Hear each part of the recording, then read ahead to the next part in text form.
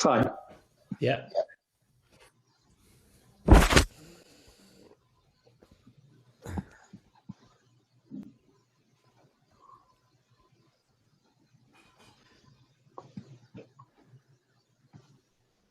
I want to share with you more or less what I said in the shmooze today in the yeshiva. Slightly different tone, but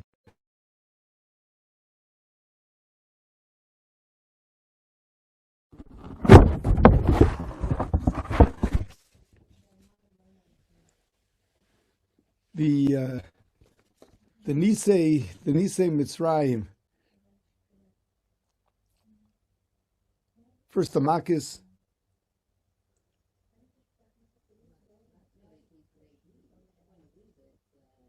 and then Kriyas Yamsuf.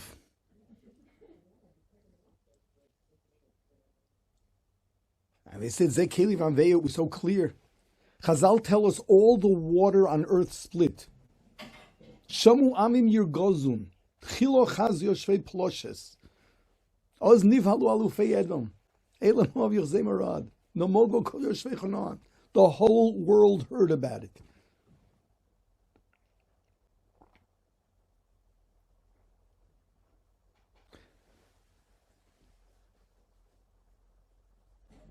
Vayavo Amalek, Vayilachem im Yisrael b'Refidim.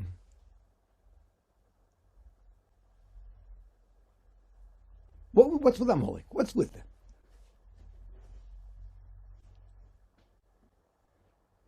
They saw what happened. Everyone's afraid. They thought they were going to win.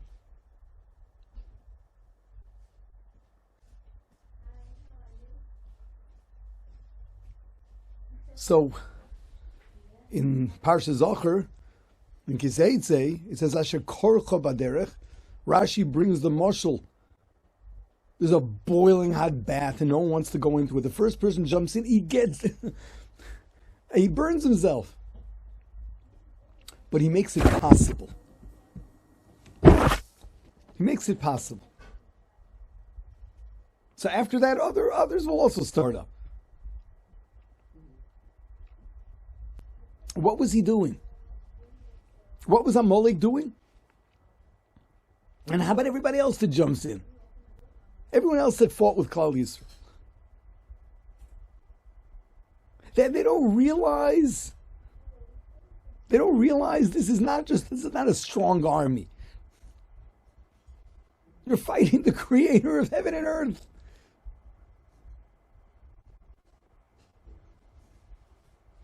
What were they thinking? So on Amalek, that pasuk also says, "V'lo yorei Elokim."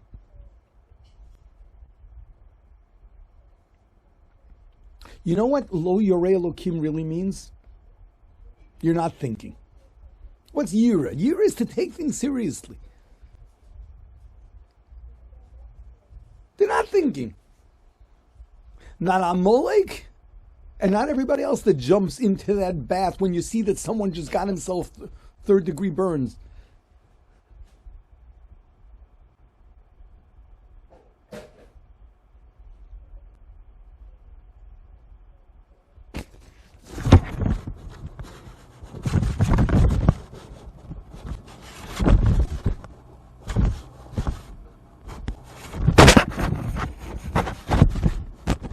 I lost you? No. Isn't that the state there's noise in the background, though. There's noise in the background. There was, and maybe it stopped now. Some ruffling, but That's fine. The Rashiva's picture is frozen also. My picture is frozen. It's not that cold here. Very good picture.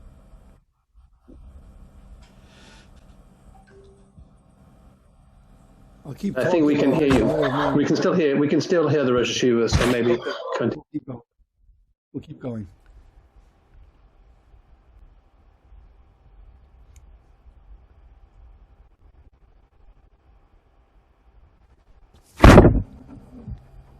Lo yorei Elokim.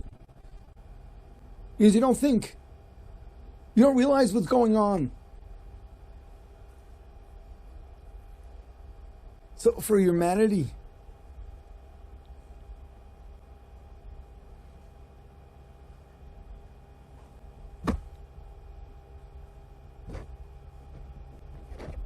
no, getting better. So for humanity, I don't know what the expectations are. We certainly know what we got to do, and that is to get people to think, to ask.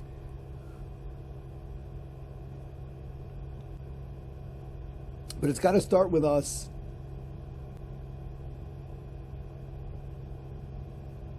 It's got to start with us.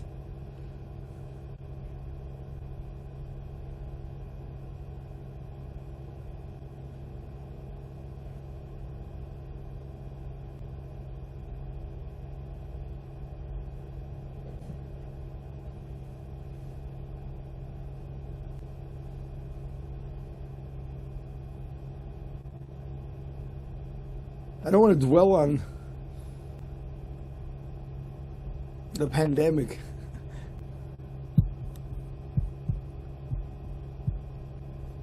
But I'm more and more getting the feeling that the issue has become, and we'll talk about it, but that the issue has become, do you listen to the rules? Do you not listen to the rules?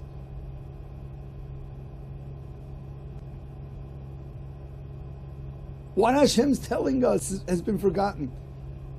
That was the first reaction in the beginning. That's the way people were thinking. The world has gone haywire. Whether or not the vaccine is going to be effective, we have no idea. New mutation every other day.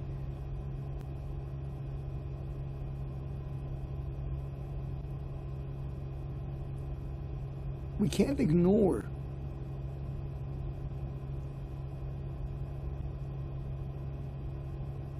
I know perhaps it's not right. I'm always saying that people are doing tshuva on the basis of the values they already respect.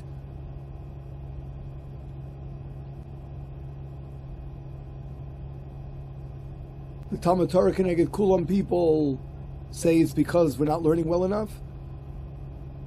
The Ben Ol Machavero people are saying because there's no Ahavas Yisrael.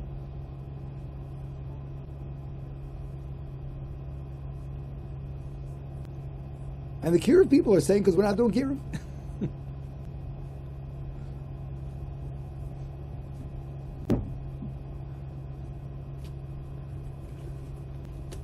So the emes is we got to be mischazik in everything.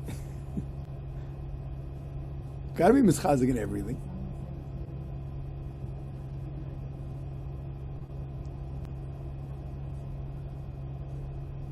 But especially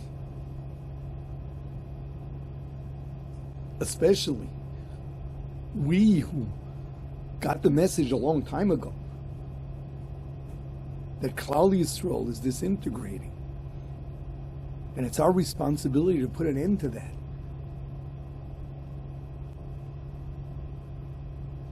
We've got to strengthen our resolve more than ever.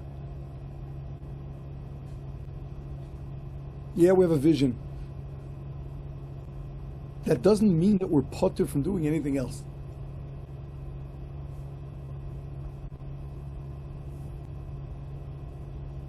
We got to keep thinking. We got to keep doing. Of course, we have to keep thinking big. The vision doesn't mean we stop thinking. We found an answer. That's it. We got the solution.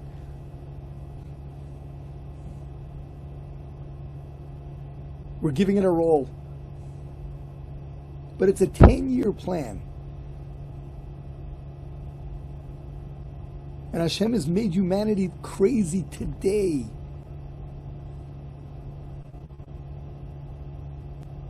Think, share your thoughts. Come up with more ideas. We've got to break our heads to think about what we can do to really change things.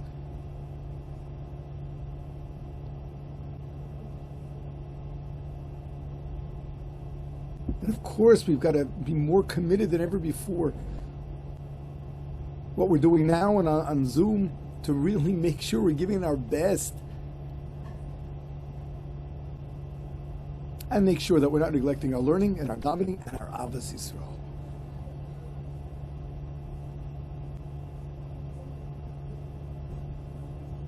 Okay, that's my message.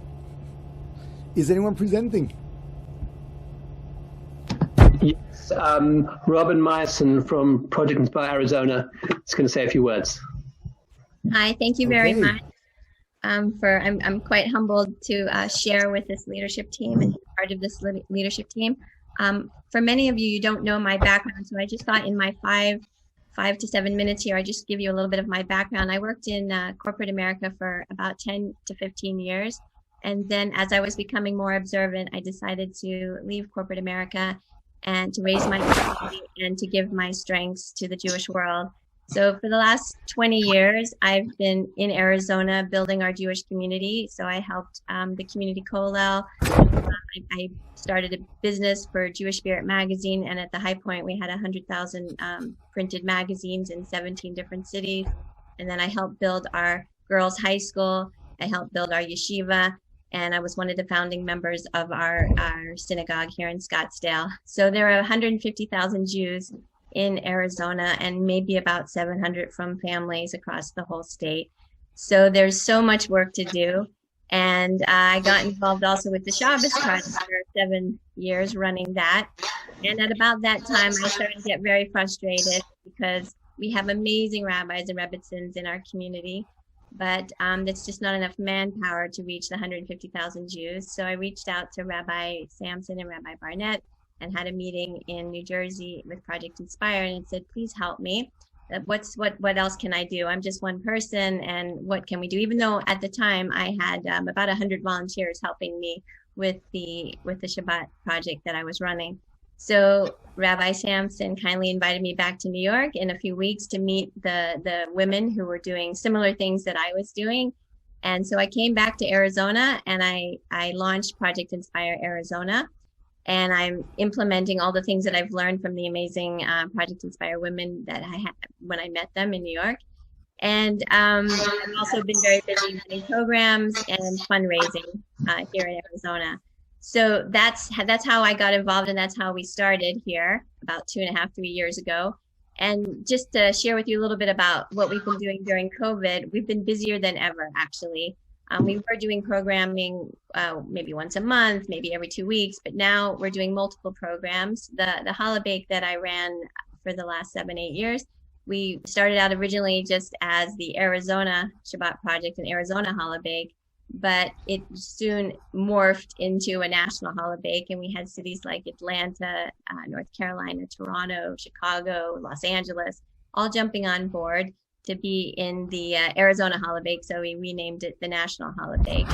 And we also worked, what I try to do very much so in my community is partner with local organizations. So we partnered with 17 local organizations to do the Shabbat project, and they promoted it. We shared, lists, they marketed it, and we had about 1,000 people who registered for the program itself. So I like to use wisdom and leverage in order to make all the biggest impact as I possibly can. And that's how I do it with working with other organizations. So the innovative thing that we did with the Shabbat project this year is we did a Shabbat challenge. So instead of just a once a year event, we instituted a 12-week challenge for participants to commit to doing something more for Shabbat or something less, that like to disconnect. And we had about 30 families sign up, and this last week was week 12. And 14 families actually finished the challenge. So they'll be getting prizes and such. But it just goes to show that with habitual, we can change people's practices. So, and they were motivated, they were coached, they were sort of given accountability of what they needed to do over these last 12 weeks. A couple of other things we're doing in our community is I've partnered with PJ Library in Arizona, and we've also partnered with My Zuzah Foundation, and even yesterday we just got 50 requests for mezuzahs. So these are Jewish families. Some of them are intermarried, but they are qualified as Jewish families. They have at least one person in the home that's Jewish, and we'll be putting up 50 mezuzahs in the next few weeks. I've also partnered with a local day school, which you would think everybody there has a mezuzah, but they don't. And we put up, I think, about 30 mezuzahs for the families at that local day school. So, and even yesterday we did a Tu B'Shvat event, and that was meant to be just Arizona, but we had cities participating. We had the Toronto involved presenting, and these are all lay leaders presenting.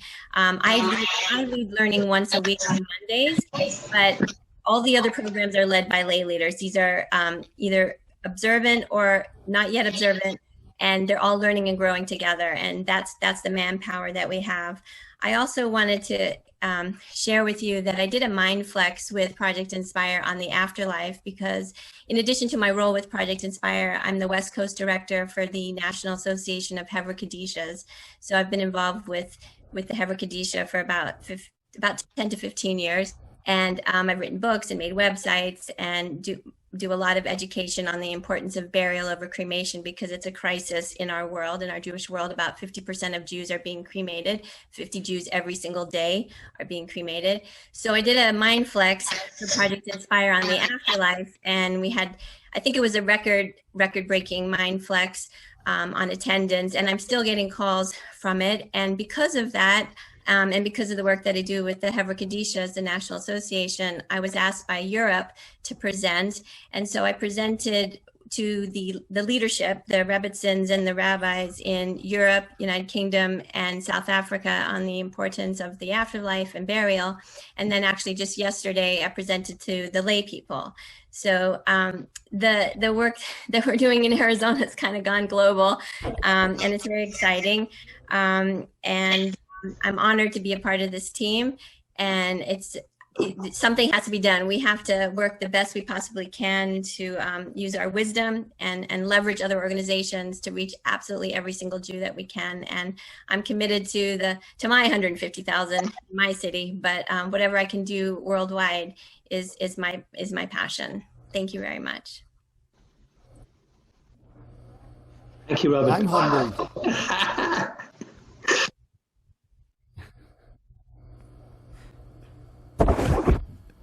Wow.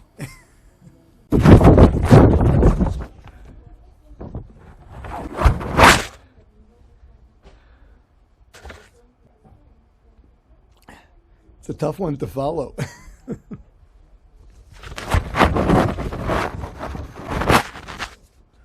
Okay, the questions. First, the plan. What is the definition of person who is learning? To qualify as one of the 3 million, is there a minimum frequency of learning?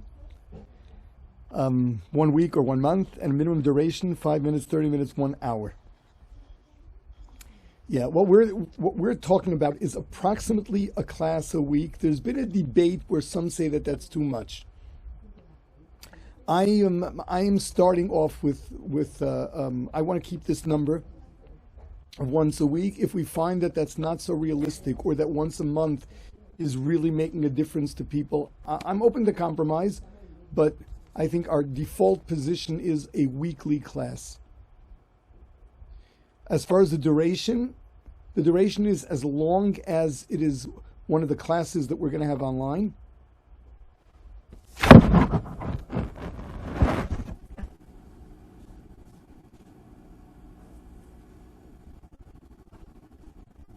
Or, a home group. It's got to be a complete class. How long it is doesn't make a difference. It's a complete class with a clear message, and we're also going to have to look for the way to measure how they're incorporating that into their lives. For Berkowitz, you could do Torah anytime and do a 6-minute class. What we're talking about is something that is not just inspiring, but something that it is informative, that you've learned something new that is now changing the way you live. We are not talking about inspiration.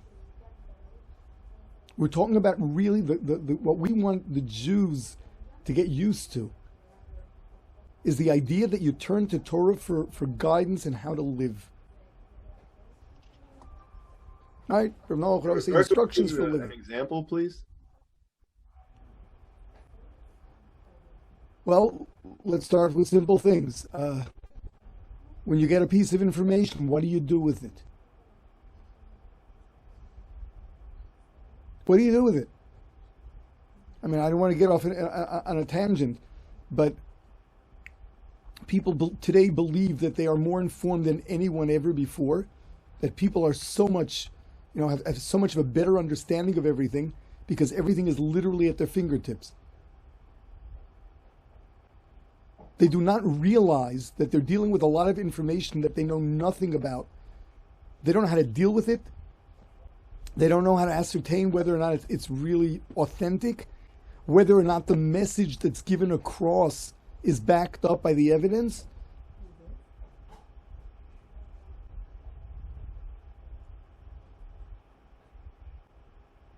Are you talking about the secular news media? What I'm talking about is the fact that people will just pick up their phones and use it to find all sorts of information.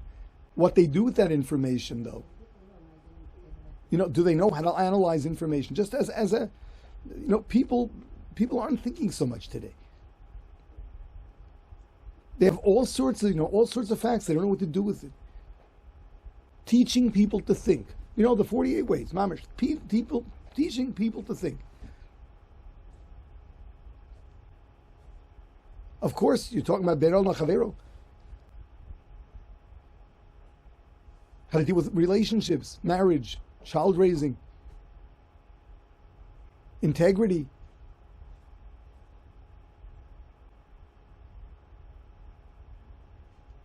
We like all kinds of subjects covered.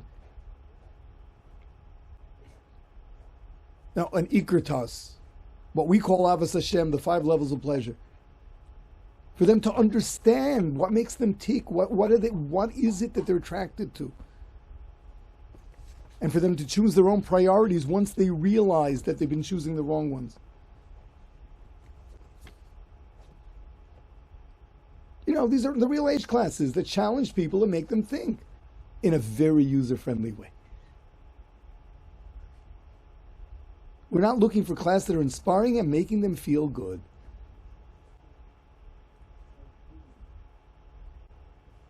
We want the Jew to define himself as someone who looks to Torah and then develop the attitudes that will change the way he lives, that will shape the way he lives.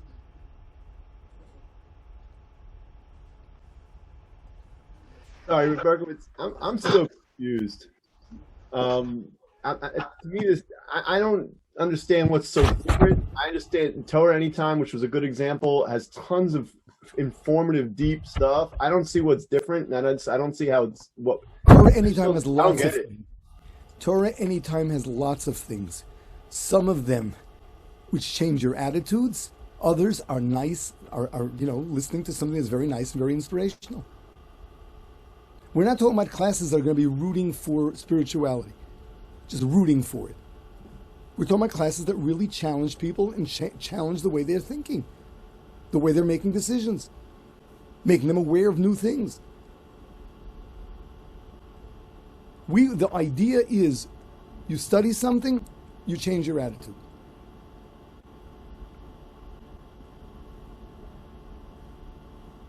It's been my experience that the way to get people to that step of learning is to, give them something that makes them feel good and they can be excited about, not fluff, but certainly something where they can say, oh, there's something to Judaism before they get to the, what do you do with what you're thinking and what the information that's at your fingertips.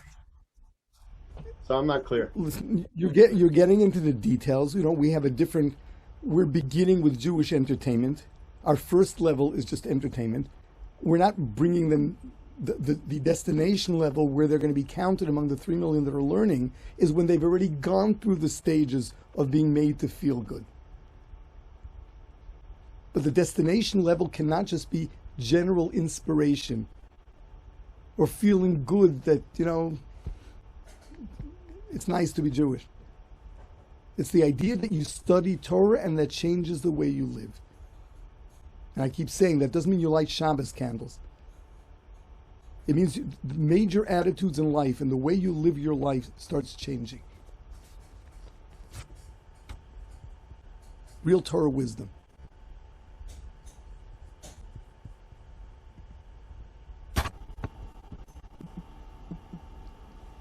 lost you. So to ask to Rashiva to clarify, we're not stopping our regular break down the barriers, get people in to even entertaining a class with Aish or a program with Aish. That, of course, is going to go on. But the goal is to get 3 million people learning in a more substantive way.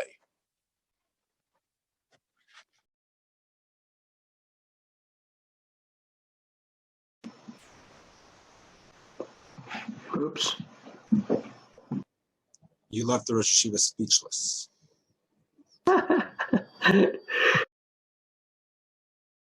Oh dear.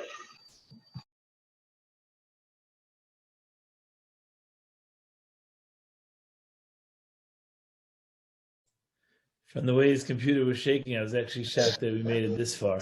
Rabbi Meyer, maybe you'd like to answer the question. He's coming in again. Back to hear me? I am, but I only got on a few minutes ago, so I haven't heard the discussion. Oh. Yes, we hear you. Okay.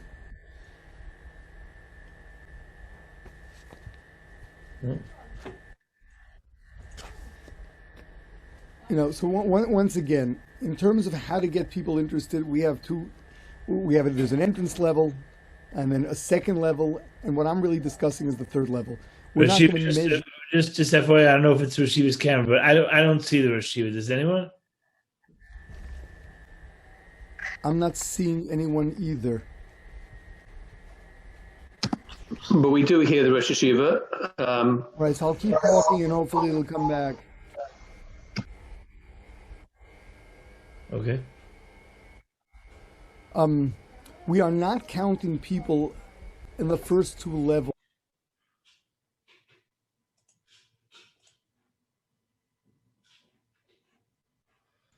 Maybe he should just call in.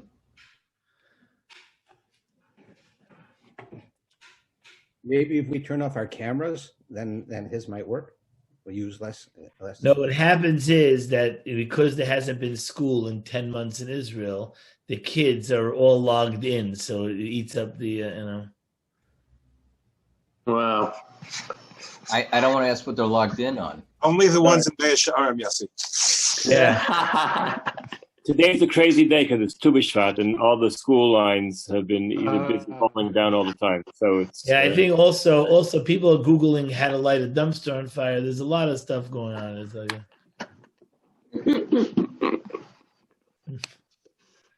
you. You mean they need to filter what they're learning on the internet? Yeah, exactly.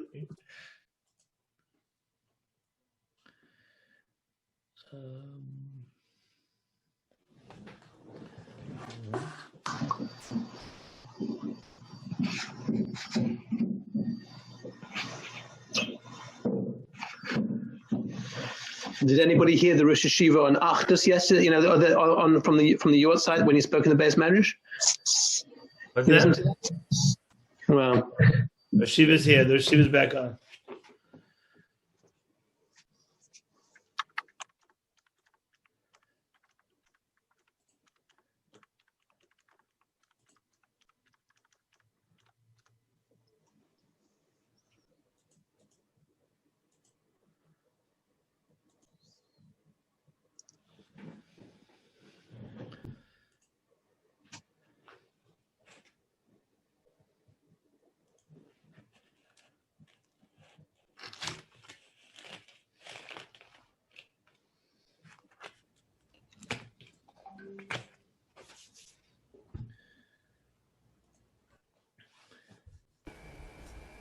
So once again, we have an entry level, which is entertainment. A second level, which is somewhere in between, and then the destination level, where there's real content, which is aimed at making them change the way they think and live. And a very important part of it is really establishing our way of determining that they really are changing and growing. Because that's all part of it. It's not enough that they're taking part in the classes. They're getting into this culture of learning and growing.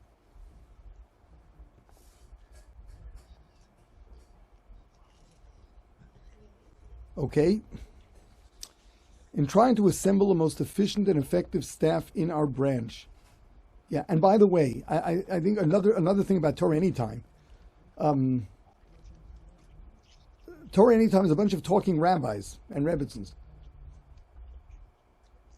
We're talking about a crowd that is not going to come listen to rabbis or rebbitzins. We're talking about a crowd that's going to have to see something that that people who are either unaffiliated or anti are going to feel like learning.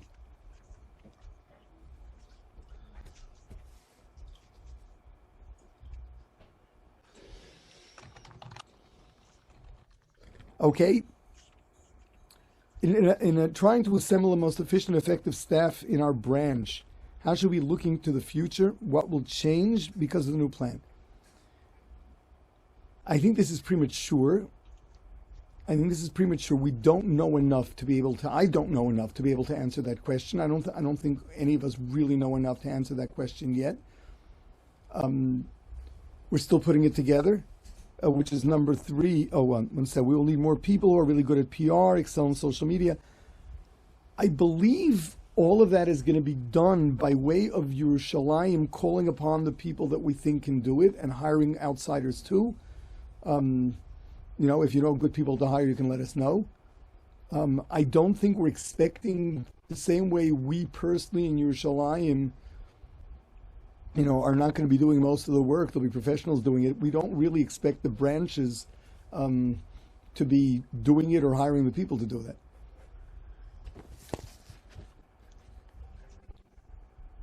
I think everything's frozen again. Do you hear me? No, we're moving a little. Yes, we hear you and we see you. Good. Okay.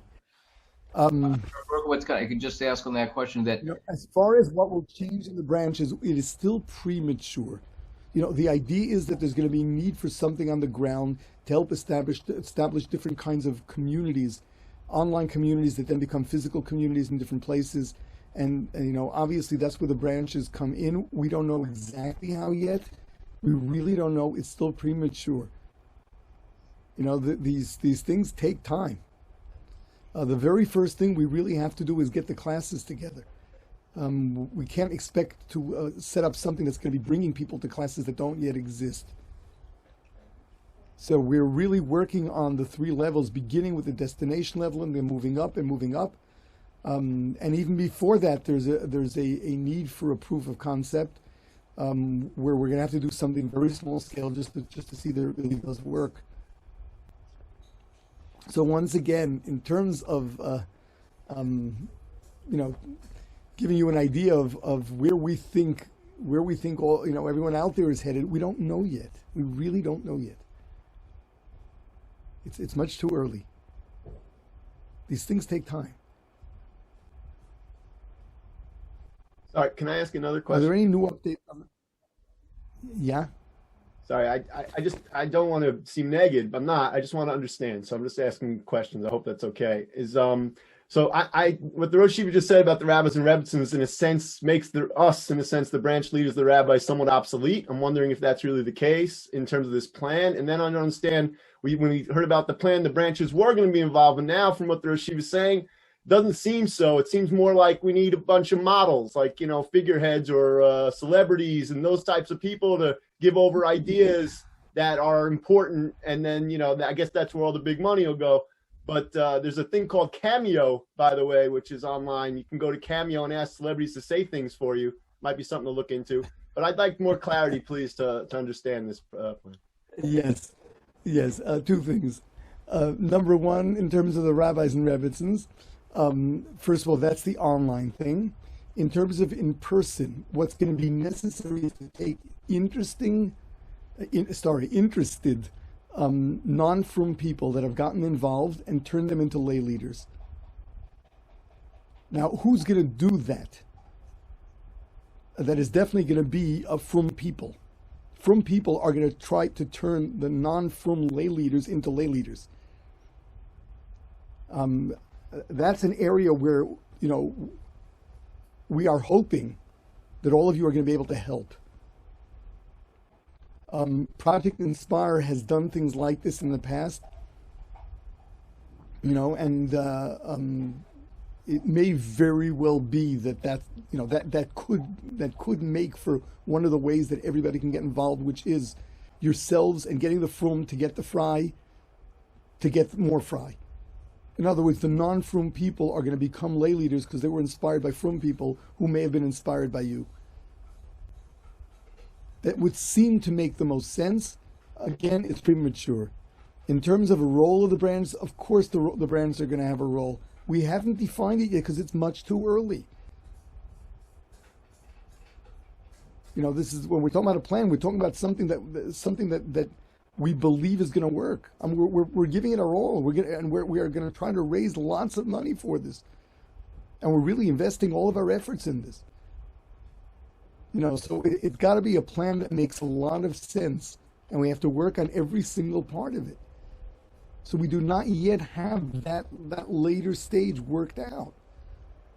And Yirtzeh Hashem, when we get there, you're going to know about it.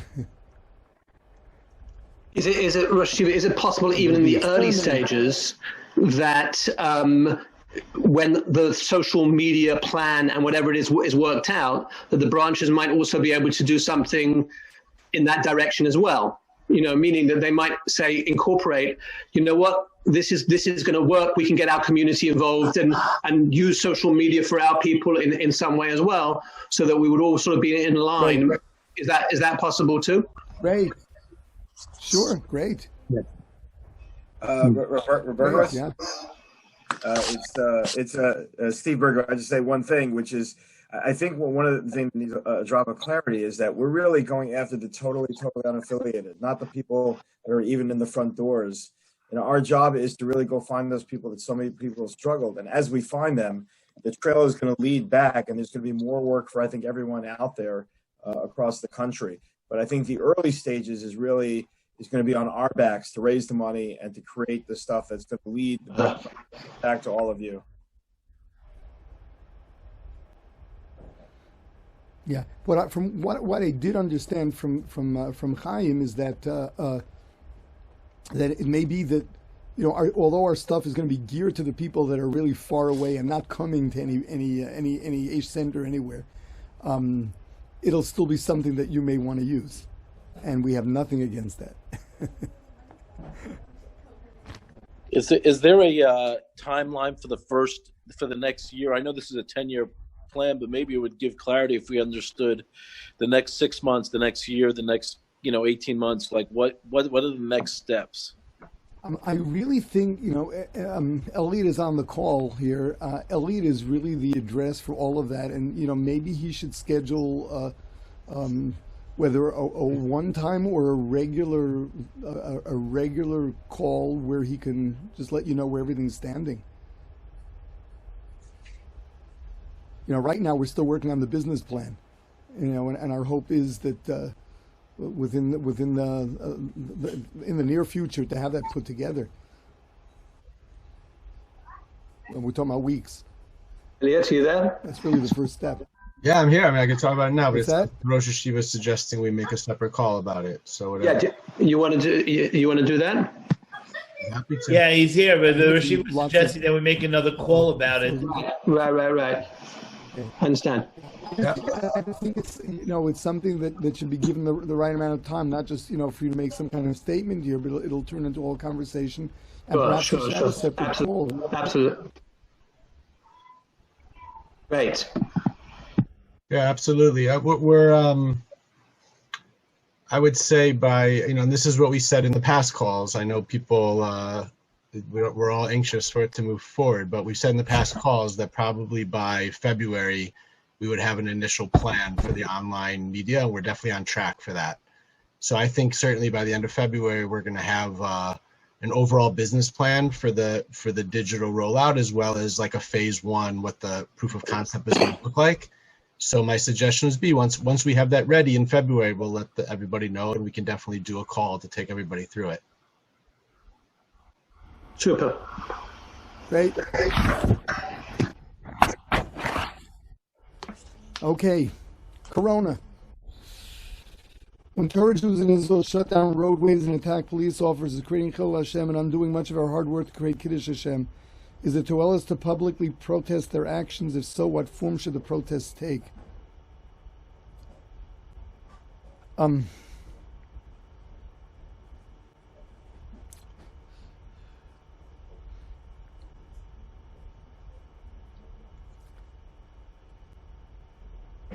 don't think we should protest. It kills us to no end. I mean, you got problems. You know what our students are going.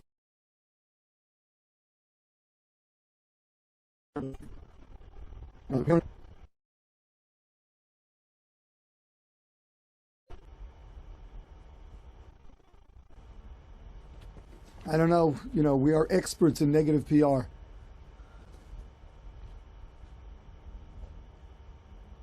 Protest.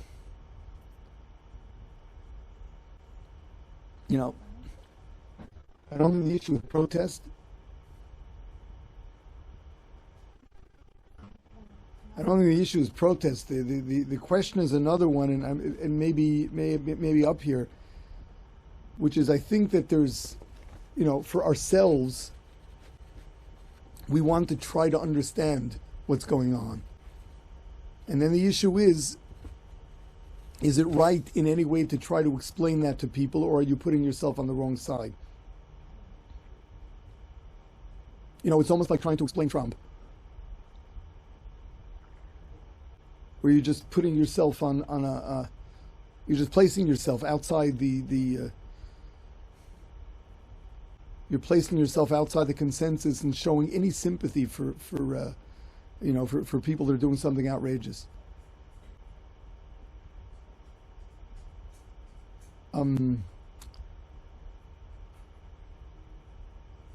If challenged, obviously we have to separate ourselves from all of that and explain that this is not really what mainstream orthodoxy is doing.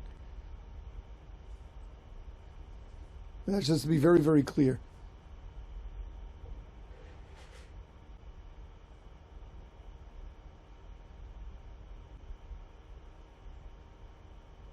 Maybe I'll go through the rest of the. You hear me? Keep freezing. I don't know what. Yeah, you do. Okay. Yes, we hear you. We hear the Rashiva clearly. All right. So I'm gonna continue with the questions, and then we'll see if I should address them individually or.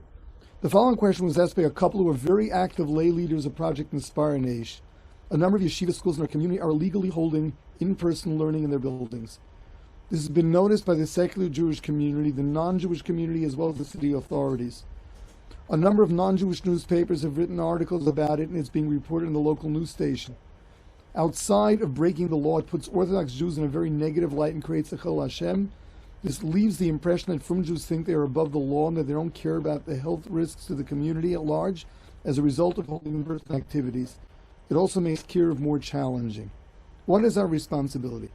Is it to A, support what these yeshivas are doing because in-person Torah learning is of the utmost importance, even if it's breaking the law and upsetting the non-Frum world? B, keep quiet because it's not our responsibility to get involved. Some people are even suggesting that raising concern about the activity of other Jews amounts to Lashon Hara. C, continue to follow the advice of our local Kiruv-sensitive Rabbeim and follow the law when it comes to our families. Keep the kids learning on Zoom and doing other at-home learning. However, when it comes to the less Kiruv-sensitive elements of the community, allow them to follow the advice of their Rebbeim, who are telling them to break the law and continue in-person learning. And D, take the responsibility to stop this Chil Hashem, privately and politely, try to appeal to these Rebbeim to close down these schools and pressure them to temporarily switch to at-home learning like the rest of us are doing. And then question 3, regarding two Chavrusas who both completed the full protocol of the 95% effective corona vaccine, Midin v'nishmartem, can they sit face to face without masks? All right, so that's a separate issue. But as far as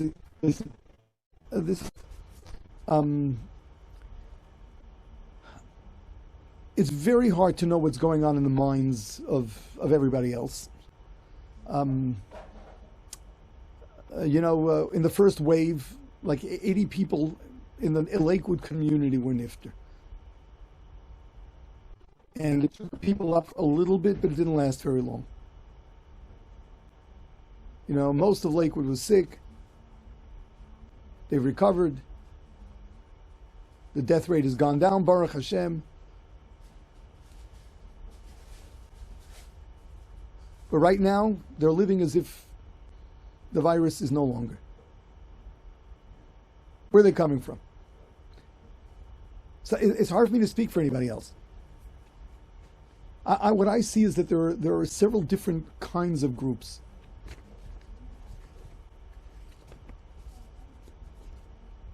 There are people that thought it through. For example, I think I've mentioned this before.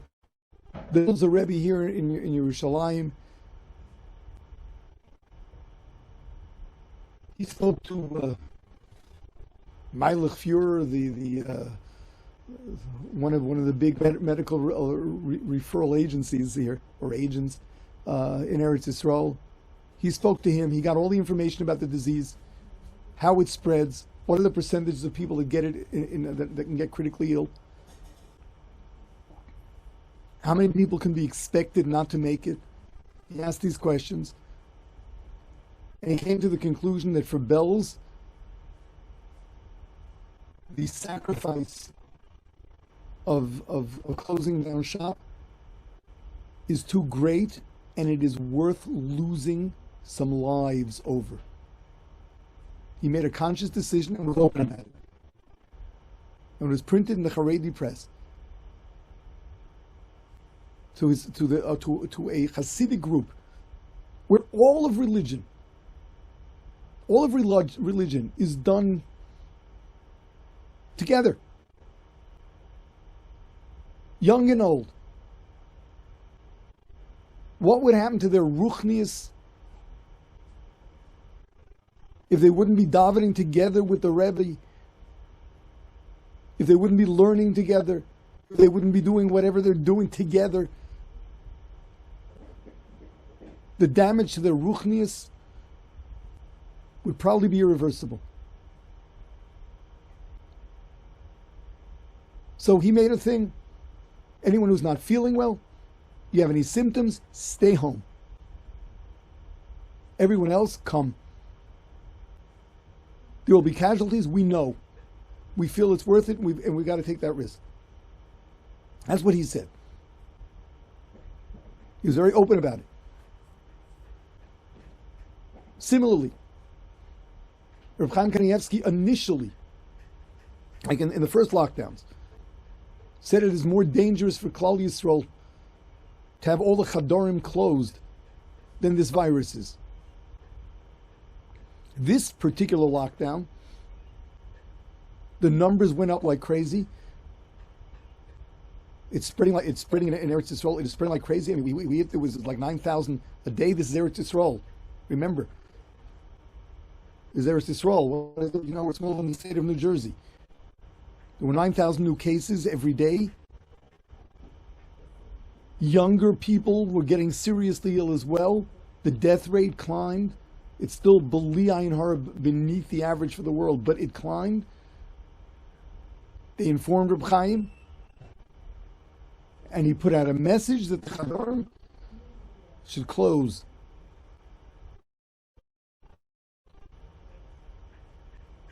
When they extended it, it's already unclear what he said.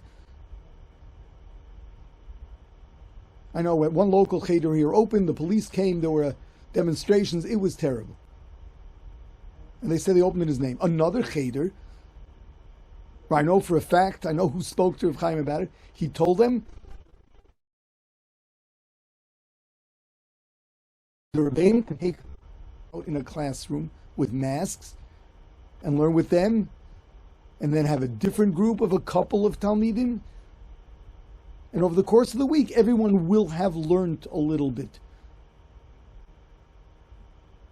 And remember, Zoom learning is not an option with the Chadarim.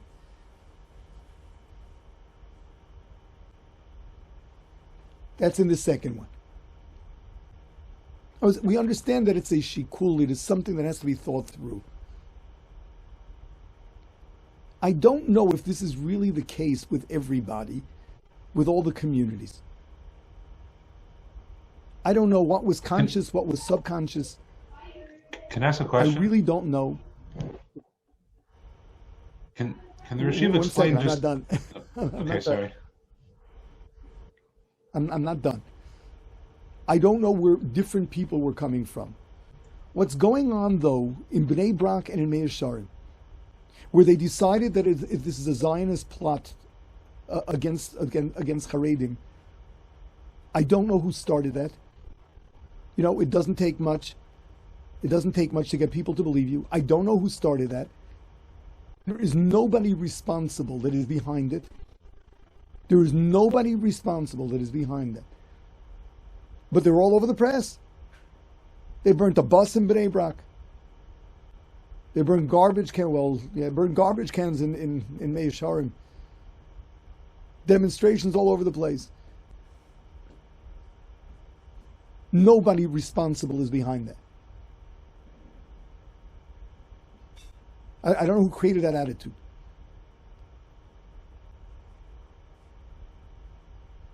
In America, it's a different thing. Yeah, and by the way, that Chilul Hashem is, that's inexcusable. As far as America is concerned, so the whole thing, you have to remember, in America, the whole virus was politicized. The virus and the vaccine and the lockdowns, it was all politicized. Once it's politicized, I believe, from people found it very convenient to ignore. And there's this age-old attitude that government is what you disobey. This has remained in our subconscious from 1,000 years in Eastern Europe, where we learned that government was just anti and the key was to get around them, and people still have that attitude. And why should you interfere with your life? Why should you interfere with your what? You're making a wedding and you're not going to have 800 guests? I don't think that this was really thought through, that, you know, for the sake of our ruchnius.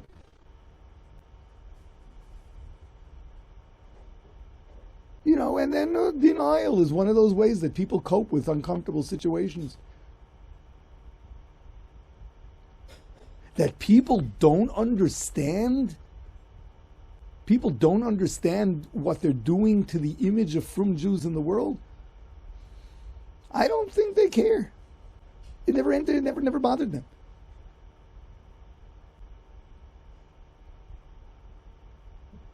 So what are we supposed to do? We're supposed to defend everybody. There are responsible people that made decisions, but the decisions they made are not the same. They're not burning garbage cans. They're not saying to make weddings for 800 people.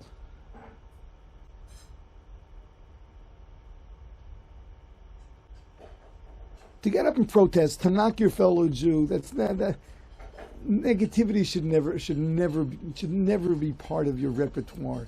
When you're out there, you just say, listen, I don't know, that's not the way we are. I can't speak for them, and that's not the way we are. As far as the way you live your lives, I don't see. Not just for Chilul Hashem. I just don't see how you cannot see to it that your kids are safe. Your kids are safe, and that you're safe, and that the elderly among us are safe.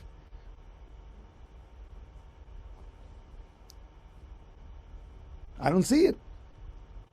Make sure your kids aren't hefker.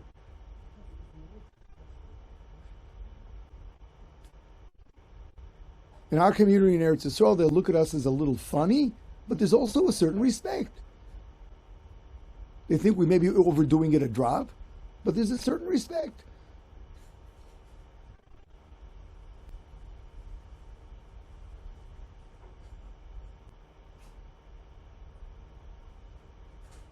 You know, certainly with regard to whether it's a shul, whether it's a center, you know, to open up in a way that is illegal, under no circumstances, and even if it's legal, if you are responsible for having people for mass infection, where it becomes clear that they got it at Aish, how can you take achrayus for that? even if it was legal. How do you take responsibility for such a thing?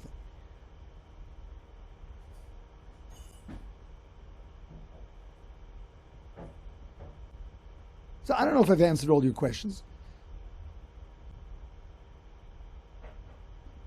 But should people take one of his take responsibility to stop the Chillul Hashem privately? Should people be trying to, change things in a without going out there and publicly demonstrating, but make an effort to see if they can do something to stop? Or snitching. I'm more optimistic. I'm much more optimistic about our 10-year plan. I'm sorry, more optimistic about what? Our 10-year vision. Yeah.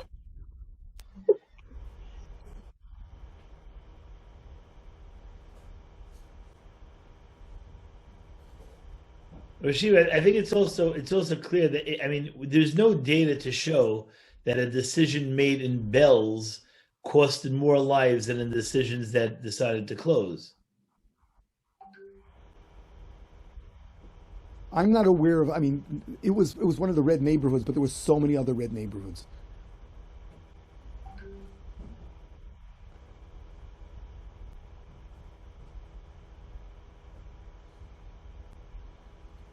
Kira-related shilas. We were gifted as far as the two chavrusis, if it's just the two of them, it's all right, but not in public.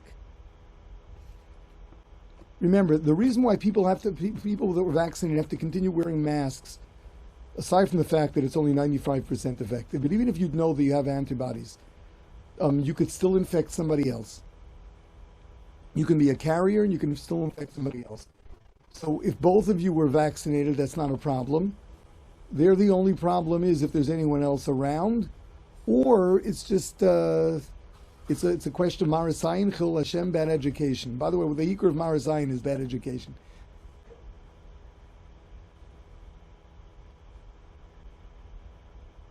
We were gifted a Sefer Torah 20 years ago from a generous family who helps us out financially every year.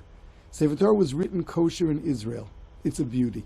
The family would like us to loan it to their son's conservative shul. Is that halachically allowed? We would really insult them if we don't allow them to use it, and they want to use it for at least a year in a conservative shul. Legally, as our Torah, they took a tax write-off for it, and it was a donation. Does it make a difference if the rabbi is Orthodox? The issur of giving, of lending a Sefer Torah to a conservative shul, the issur is the bizoyin of a Sefer Torah if it is going to be used by people that don't believe it is sacred. Meaning, if people look at it, as is true for many conservative Jews, if people look at it as this is what Moses and some other people put together there, maybe it was divinely inspired, perhaps not, but they don't treat it as something divine, then you're being mezalzel in the Sefer Torah by letting them use it. Now you say the rabbi is Orthodox. If you're going to tell me that the congregation is by and large, they are maminim in at least Torah Shebiksav, being from Sinai and being from Hashem, then it's very unpleasant, but you can do it. No, there's no lifnei ivra. They can get a Sefer Torah elsewhere.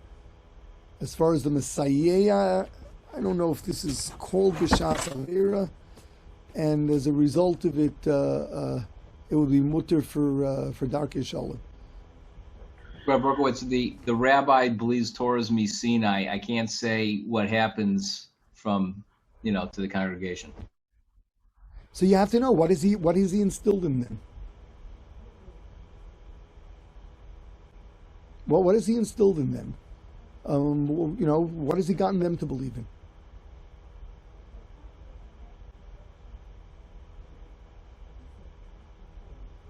What about the zilzal of them using it to dance on Simchas Torah, men and women together with the Sefer Torah, or unrolling a Sefer Torah like many conservative reform places do, and they, like for show and tell, they'll just unroll the whole thing and do that as part of the ceremony.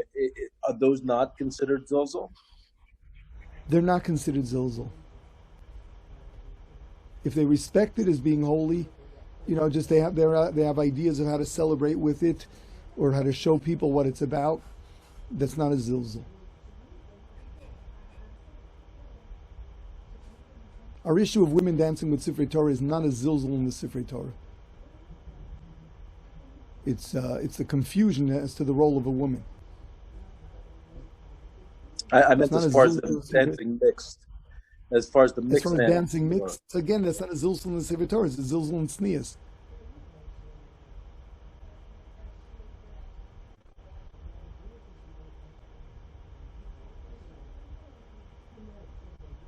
But you've got to, you can have that conversation with the rabbi. If he's Orthodox, what you let him know is, we'd love to help you. We'd love to help you. This person would like the Sefer Torah to be loaned to you. We'd love to help you. But we have to know that the attitude you've gotten across to your congregants is that this is divine. If you do not respect it as being divine, then we would not want the Sefer Torah there.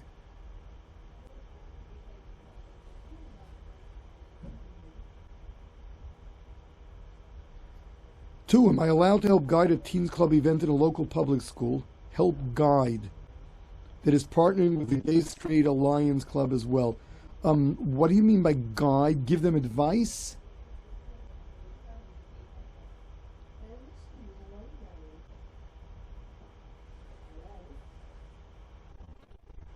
You can give them Mrs. advice. Friedman, I think, was who asked this question. Did you want to respond? I think you're on.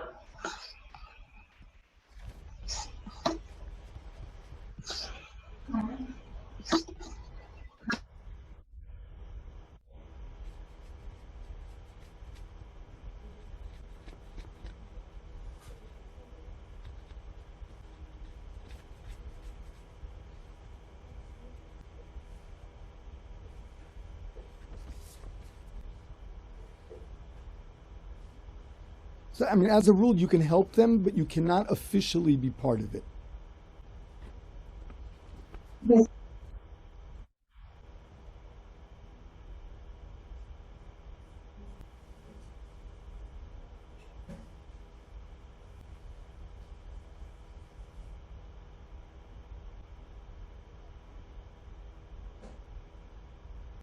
I'm not hearing you.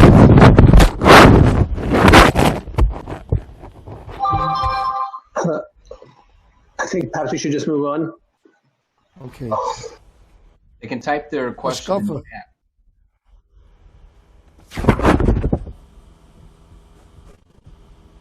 What's this? Mrs. Friedman, are you not? I see you there, but can you unmute yourself? No, me. You going to me?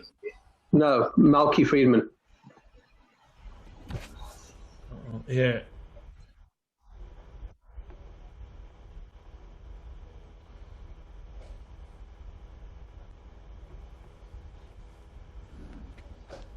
All right, if there's a need for follow-up, I can take emails. Okay. If someone wronged you, are you allowed to feel upset and even resentful, or is it the same thing as being over on Lo Sitor? Ideal, am I supposed to forgive him and feel as if nothing happened, even if he doesn't apologize? Lo Sitor is to be angry with someone.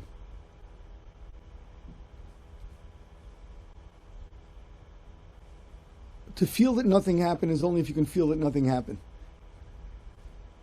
Is it something to strive to? Of course. Why should you walk around being angry at somebody?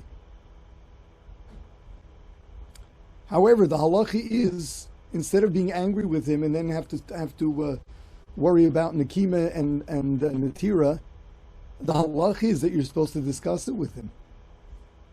The halacha is that you're supposed to bring it up with him. The pasuk says,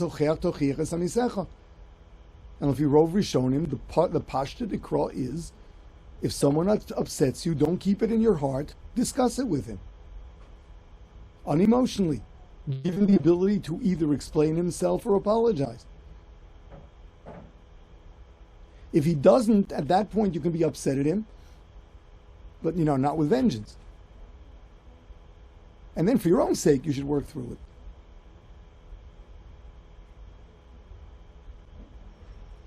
I've heard it said that the period of Mashiach is only 40 years. Is the Torah viewpoint? Is there a source? Yes, it's a source. It's one of many. There are many days of how long Yemos Mashiach are. The Gemara in Chelek and Sanhedrin. One of the days is 40 years. There seems to be a machlokas achronim how to understand that. Pashtus is that means Yemos Mashiach will be the last 40 years before the world is destroyed. The Maral learned in Netzach Yisrael learns not like that. The Maral learns that Mashiach will come for 40 years according to this day. I mean, we don't know how he paskin. There's no Shulchan Aruch on Yemos Mashiach. But that Mashiach will come, will be here for 40 years, will perfect the world, and then he won't be necessary anymore, and will continue living in this new world, but Mashiach won't be part of it. That's how the Maral understands his day.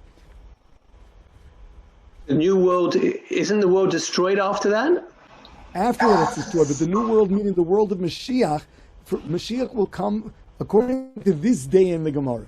The way the Maral understands it, Mashiach will be here for 40 years. Mashiach ben David, who may be David HaMelech himself, the Rambam says, he'll be here for 40 years, will perfect the world, and then he'll leave, and the world will be perfect and will be fine till the end of days, till the year 6000. Now, the question is are these 40 years the last 40 years according to this Mandi Amar? Or is it a period of 40 years that will perfect the world, and then the world will continue being perfect till the year 6000? So that again, that's a machlokas to Maral and others. But it's one of the dayas in the Gemara. It doesn't seem to be the most popular day. It doesn't seem that the Svarim don't seem to talk about it that way. There are many. It's It's based on Samchenu Kimosi Nisanu. Yaakov was afraid of Esav because Shema Yigrom Achet. Wasn't that a lack of bitachon, especially in view of the fact the Gemara explains about Hashem Chesed Yisovenu Afilu Rasha? We are told that we shouldn't fear anything except for Hashem, but seemingly our others feared people. Yeah, Pachadu b'tzion chatoim. Ma yisonen odom v'choy gever al chatov. Ashrei odom mefachei tomid. We're not to be afraid of anybody except for Chet. The Pashut Pshat in the Gemara is not Shema Yigrom Achet, but you have to be afraid of being Chotei. That's the only fear you should have. Asher Adam Afachei Tomid, he's afraid that he will make a mistake. Yaakov Avinu Shema Yigrom Achet, or Shema Goram Achet, was for Haftocha. That means it's a situation that was Pikuach Nefesh. It's a situation that Al Derech HaTeva, he was in a matzav of sakana. The only kasha Chazal had was not that Yaakov Avinu should always have bitachon. That's a matzav of sakana. Of course, you have to be afraid, and therefore you have to daven and do all the ishtadlis. If not for the Vayira Yaakov, he wouldn't have done anything. He would have ignored it. So Chazal asked, true, it's a matzav of sakana, and you're allowed to be afraid, meaning that you're allowed to take all the precautions, but Yaakov got a haftacha. And that's the answer, Shema Goram Achet, so the haftacha is gone, so this becomes a makam sakana, and I therefore have to take it seriously and make sure I protect myself. Bedorin, betfila, and lemelchama. It doesn't mean you walk around being afraid. It doesn't mean you need anti-anxiety medication. It means you have to take it seriously, and take the necessary precautions. And that's Batsim, what the Mesilas Yesharim tells us back in Zrizus, that if you're talking about a case where that's really sakana, not just that you're afraid of everything, kvi hazeka, shchichi hazeka. In such a case, you have to take it seriously. That's the Vayira Yaakov, and you have to protect yourself. In a case where it's not, if you're talking about that you have fears of things that are not common, fearing the uncommon, fearing something that there's no reason to fear, that's wrong. Fearing that something is going to happen, that's wrong. But you're already in a matzav of sakana, So there's a vayira, which means take the precautions. Otherwise, you're not even supposed to take the precautions. The kasha was on Yaakov that there was haftacha, so why is he worried in the first place? And the answer was shemagarim achet. So the Rashiva's understanding that Vayira Yaakov was taking precaution. That's what it means, but not that he was afraid. Vayira Yaakov, fear doesn't mean he was anxious. Fear, Vayira Yaakov meant that he was concerned and therefore had to take precautions, which Chazal are disturbed by because it was haftacha that nothing's going to happen. Wow. Okay. Okay. Everyone stay well. Stay out of trouble. Okay. Fine. Very good. Thank you very much, Rosh Hashiva. Thank you.